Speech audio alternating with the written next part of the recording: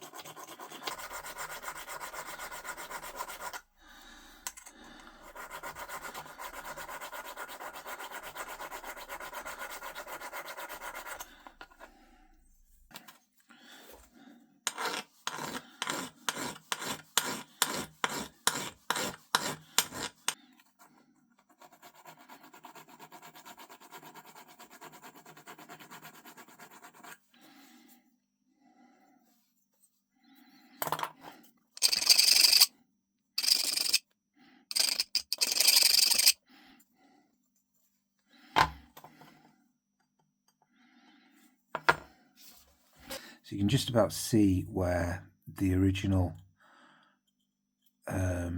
hole was for the spigot to the tumbler.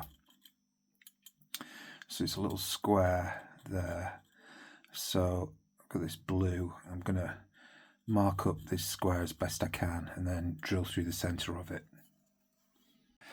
So the spigot there is 5.7 mil, 5.6 there. So I've got my mark there punched into the hammer, and I'm going to go in there and drill it out with a 5 mil drill bit, and then just open it out with files from there. So for various reasons, mainly due to this part being very difficult to hold, the drilling has gone wrong, but I'm going to try and correct it in the filing stage. So really the hole needs to be further down, so that's going to have to be the very top. Right, so I'll just show you where I am with this now. I've taken the lock out to help me file it in, so I'm just not quite there now, just need to open it up a bit more, but I'm just going to have to take it out off the tumbler.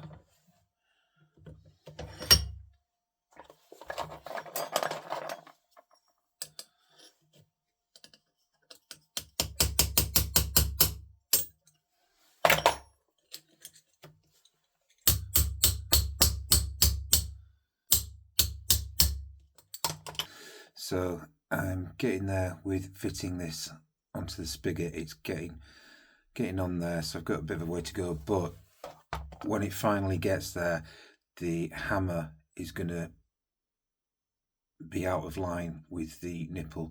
So what I need to do is heat up that part there of the neck and then move it inwards, turn it in, so that it can sit nicely on the nipple.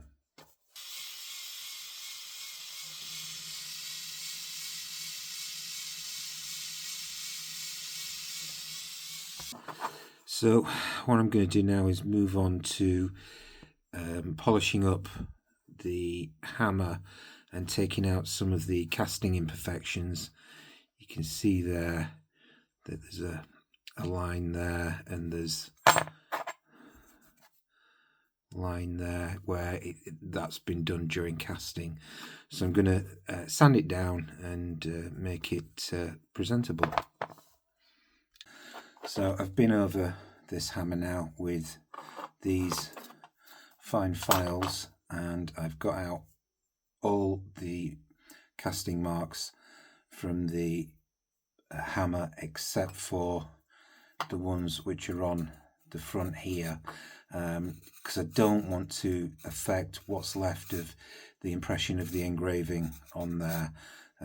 That, you know, I think it would look weird if it was just flat, so I'm just going to leave that, and then now I'm going to start on the sandpaper grits and just work through it until it's polished.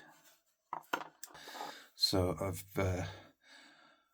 got the hammer to a point where I'm happy with it now, and I can add some colour to it.